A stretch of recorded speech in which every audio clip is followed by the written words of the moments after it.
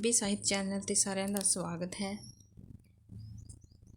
ਸਾਹਿਤ ਦੇ ਰੂਪ ਵਾਰਤਕ ਰੂਪ ਕਰ ਰਹੀ ਸੀ, ਜਿਸ ਵਿੱਚ ਕਿ ਨਾਵਲ, ਨਿੱਕੀ ਕਹਾਣੀ, ਨਾਟਕ, ਇਕਾਂਗੀ ਨਾਟਕ, ਕਾਵਿ ਨਾਟਕ ਇਹ ਰੂਪ ਵਾਰਤਕ ਰੂਪ ਕਰ ਲਏ ਸੀ। ਅੱਜ ਨਿਬੰਧ ਵਾਰਤਕ ਰੂਪ ਬਾਰੇ ਅਤੇ ਕੁਝ ਹੋਰ ਵਾਰਤਕ ਰੂਪਾਂ ਬਾਰੇ, ਜਿਵੇਂ ਸਫ਼ਰਨਾਮਾ, ਡਾਇਰੀ, ਜੀਵਨੀ, ਸਵੈ ਜੀਵਨੀ, ਰੇਖਾ ਚਿੱਤਰ, ਸੰਸਮਰਨ ਬਾਰੇ ਮੇਨ ਪੁਆਇੰਟ ਨੋਟ ਕਰਾਂਗੇ।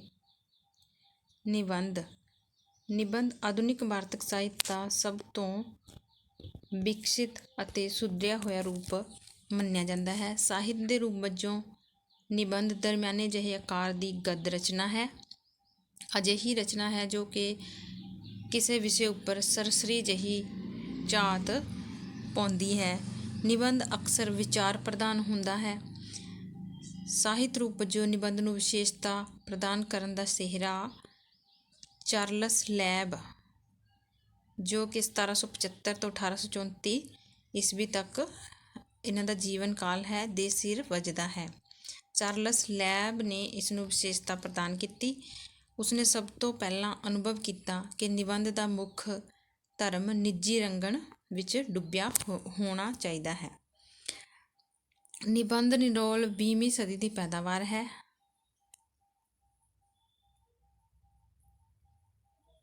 ਕਿਸੇ ਭਾਸ਼ਾ ਵਿੱਚ ਵਾਰਤਕ ਉਸਦੇ ਵਿਕਾਸ ਦਾ ਸਿਖਰ ਹੁੰਦੀ ਹੈ, ਪਰ ਵਾਰਤਕ ਵਿੱਚ ਨਿਬੰਧ ਵਾਰਤਕ ਦਾ ਸਿਖਰ ਹੈ। ਬਣਤਰ ਪੱਖੋਂ ਨਿਬੰਧ ਦੋ ਕਿਸਮ ਦੇ ਹੁੰਦੇ ਹਨ, ਰਸਮੀ ਅਤੇ ਗੈਰ ਰਸਮੀ। ਜੋ ਕਿ ਰਸਮੀ ਨਿਬੰਧ ਹੁੰਦਾ ਹੈ ਉਹ ਵਿਸ਼ਾ ਪ੍ਰਧਾਨ ਹੁੰਦਾ ਹੈ। ਦਾਰਸ਼ਨਿਕ ਵਿਗਿਆਨਿਕ ਵਿਚਾਰਾਂ ਵਾਲਾ ਦਾਰਸ਼ਨਿਕ ਵਿਗਿਆਨਿਕ ਤੱਥਾਂ ਨਾਲ ਭਰਿਆ ਅਤੇ ਇਤਿਹਾਸਿਕ ਅਤੇ ਸੂਚਨਾਮੂਲਕ ਸਾਰੇ ਇਸ ਘੇਰੇ ਵਿੱਚ ਆਉਂਦੇ ਹਨ। ਦੂਸਰੀ ਕਿਸਮ ਹੈ ਗੈਰ ਰਸਮੀ। ਇਸ ਵਿੱਚ ਲੇਖਕਾਂ ਦੀ ਸ਼ਖਸੀਅਤ ਗੈਰ ਰਸਮੀ ਨਿਬੰਧਾਂ ਵਿੱਚ ਲੇਖਕਾਂ ਦੀ ਸ਼ਖਸੀਅਤ ਸਾਹਿਤਕ ਕਿਸਮ ਦੇ ਲੇਖ ਹੁੰਦੇ ਹਨ, ਜਿਨ੍ਹਾਂ ਵਿੱਚ ਕਿ ਲੇਖਕਾਂ ਬਾਰੇ ਹੀ ਲਿਖਿਆ ਹੁੰਦਾ ਹੈ। ਇਹ ਹੁੰਦੀ ਹੈ ਗੈਰ ਰਸਮੀ ਅਤੇ ਰਸਮੀ ਦੋ ਤਰ੍ਹਾਂ ਦੇ ਨਿਬੰਧ। ਅਗਲਾ ਜੋ ਆਪਣਾ ਵਾਰਤਕ ਰੂਪ ਹੈ ਸਫ਼ਰਨਾਮਾ। ਸਫ਼ਰਨਾਮਾ ਵਾਰਤਕ ਦੀ ਪ੍ਰਸਿੱਧ ਵੰਨਗੀ ਹੈ। ਇਸ ਵਿੱਚ ਯਾਤਰਾ ਦਾ ਹਾਲ ਦਿਲਚਸਪ ਢੰਗ ਨਾਲ ਬਿਆਨ ਕੀਤਾ ਜਾਂਦਾ ਹੈ। ਸਫ਼ਰਨਾਮਾ ਲਿਖਣਾ ਕਠਿਨ ਕਾਰਜ ਹੈ, ਕਿਉਂਕਿ ਇਸ ਵਿੱਚ ਇੱਕ ਸਧਾਰਨ ਕਿਸਮ ਦੀ ਵਾਰਤਕ ਸਧਾਰਨ ਕਿਸਮ ਦੀ ਵਾਰਤਕ ਨਾ ਹੋ ਕੇ ਗਿਆਨਮਈ ਵਾਰਤਕ ਦਾ ਨਮੂਨਾ ਬਣ ਜਾਂਦਾ ਹੈ। ਸਫ਼ਰਨਾਮਾ ਲੇਖਕ ਇੱਕ ਪਾਸੇ ਵਾਰਤਕ ਦੇ ਗੁਣ ਲੱਛਣਾਂ ਨੂੰ ਧਿਆਨ ਵਿੱਚ ਰੱਖਦਾ ਹੈ ਅਤੇ ਦੂਜੇ ਪਾਸੇ ਉਸ ਜਿਸ ਸਥਾਨ ਦਾ ਉਹ ਵੇਰਵਾ ਦੇ ਰਿਹਾ ਉੱਥੋਂ ਦੇ ਲੋਕਾਂ ਦੀ ਭਾਸ਼ਾ, ਰਹਿਤਲ, ਸੋਚ, ਪਹਿਰਾਵਾ, ਵਿਚਾਰਾਂ ਦਾ ਮੁਲਾਂਕਣ ਵੀ ਕਰਦਾ ਹੈ। ਸਫ਼ਰ ਦੌਰਾਨ ਪੇਸ਼ ਹੁੰਦੀਆਂ ਸਮੱਸਿਆਵਾਂ ਤੇ ਉਹਨਾਂ ਦੇ ਸਮਾਧਾਨ ਬਾਰੇ ਵੀ ਲੇਖਕ ਲਿਖਦਾ ਹੈ ਅਤੇ ਉਹ ਬੇਲੋੜੇ ਵਿਸਥਾਰ ਤੋਂ ਸੰਕੋਚ ਕਰਦਾ ਹੈ। ਸਫ਼ਰਨਾਮਾ ਲਿਖਦੇ ਪੰਜਾਬੀ ਵਿੱਚ ਸਫ਼ਰਨਾਮਾ ਕਾਫੀ ਗਿਣਤੀ ਵਿੱਚ ਨਹੀਂ ਰਚਿਆ ਗਿਆ।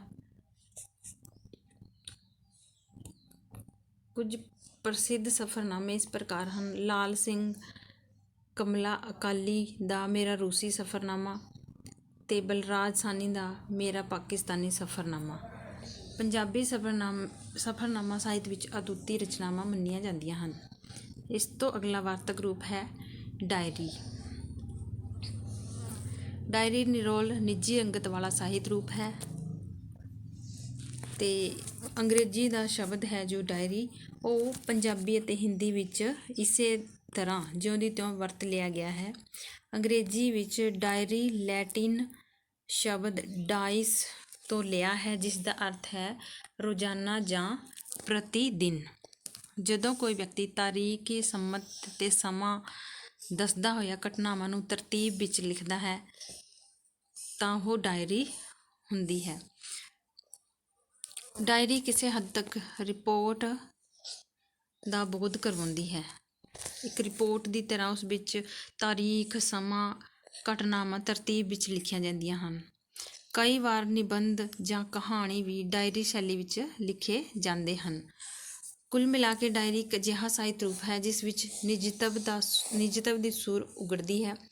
ਇਹੀ ਕਾਰਨ ਹੈ ਕਿ ਇਹ ਯਾਦਾਂ, ਸਵੈ ਜੀਵਨੀ ਅਤੇ ਪਾਤਰਾਂ, ਸਫ਼ਰਨਾਮਾ ਅਤੇ ਰਿਪੋਰਟ ਆਦਿ ਸਾਹਿਤਕ ਰੂਪਾਂ ਨਾਲ ਮਿਲਦਾ ਜੁਲਦਾ ਹੈ।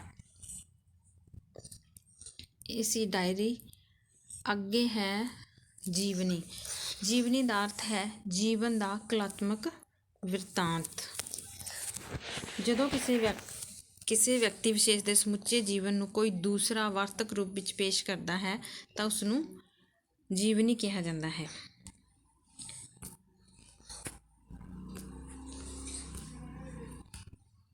ਜਦੋਂ ਕੋਈ ਦੂਸਰਾ ਲਿਖਦਾ ਹੈ ਤਾਂ ਉਸਨੂੰ ਜੀਵਨੀ, ਜਦੋਂ ਖੁਦ ਲੇਖਕ ਆਪਣੇ ਬਾਰੇ ਖੁਦ ਲਿਖਦਾ ਹੈ ਤਾਂ ਉਸਨੂੰ ਸਵੈ ਜੀਵਨੀ।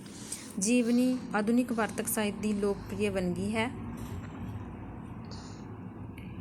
ਇਤਿਹਾਸਿਕ ਪੱਖ ਤੋਂ ਉਤਨਾ ਹੀ ਇਸ ਦਾ ਮਹੱਤਵ ਹੁੰਦਾ ਹੈ ਜਿਤਨਾ ਕਿ ਕਲਾਤਮਕ ਪੱਖ ਤੋਂ ਹੁੰਦਾ ਹੈ। ਜੀਵਨੀ ਕਿਸੇ ਹੱਦ ਤੱਕ ਮੱਧਕਾਲੀ ਵਾਰਤਕ ਸਾਹਿਤ ਦੇ ਰੂਪ ਜਨਮ ਸਾਖੀ ਨਾਲ ਮੇਲ ਖਾਂਦੀ ਹੈ। ਜੀਵਨੀ ਅਤੇ ਜਨਮ ਸਾਖੀ ਵਿੱਚ ਵੱਡਾ ਅੰਤਰ ਇਹ ਹੈ ਕਿ ਜਨਮ ਸਾਖੀ ਪਰਾਲੌਕਿਕ ਉੱਤੇ ਬਲ ਦਿੰਦੀ ਹੈ ਅਤੇ ਜੀਵਨੀ ਲੌਕਿਕ ਪੱਖਾਂ ਨੂੰ ਤਰਜਮਾਨੀ ਦਿੰਦੀ ਹੈ। ਪਰ ਜੀਵਨੀ ਵਿੱਚ ਯਥਾਰਥ ਵੇਰਵੇ ਹੁੰਦੇ ਹਨ।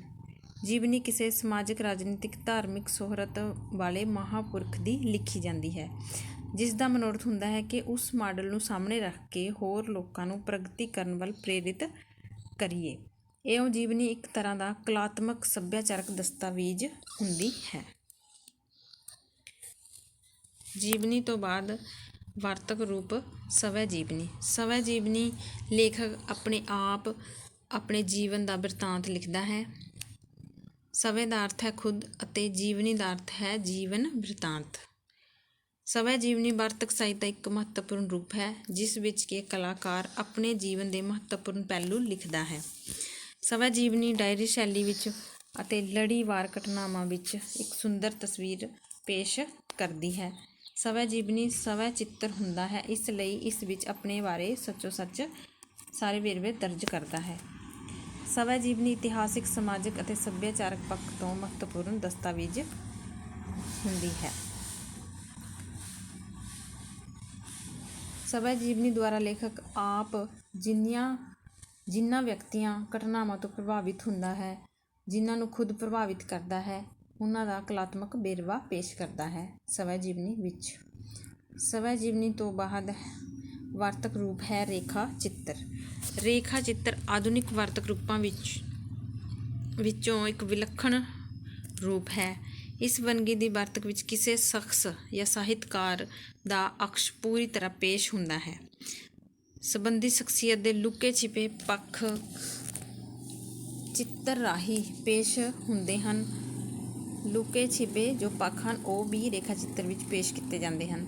ਕਿਸੇ ਵਿਅਕਤੀ ਵਿਸ਼ੇਸ਼ ਦੀ ਚਾਲ ਢਾਲ, ਬੋਲਚਾਲ, ਸੋਚ, ਵਿਵਹਾਰਿਕ ਲਹਿਜਾ ਜਾਂ ਉਸਦੇ ਅੰਦਰ ਲੁਕੇ ਸ਼ਖਸ ਦਾ ਸ਼ਬਦ ਚਿੱਤਰ ਪੇਸ਼ ਕੀਤਾ ਜਾਂਦਾ ਹੈ।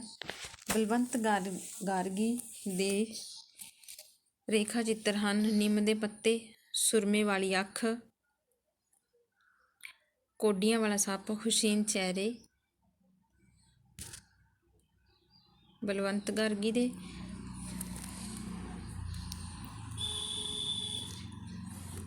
ਤਕੀਏ ਦਾ ਪੀਰ ਰੇਖਾ ਚਿੱਤਰ ਅਜੀਤ ਕੌਰ ਦਾ। ਕਲਮ ਦੀ ਅੱਖ ਕਰਨਜੀਤ ਦੀ ਸਾਹਿਤਕ ਰੇਖਾ ਚਿੱਤਰ ਵਿੱਚ ਮਹੱਤਵਪੂਰਨ ਰਚਨਾਵਾਂ ਹਨ।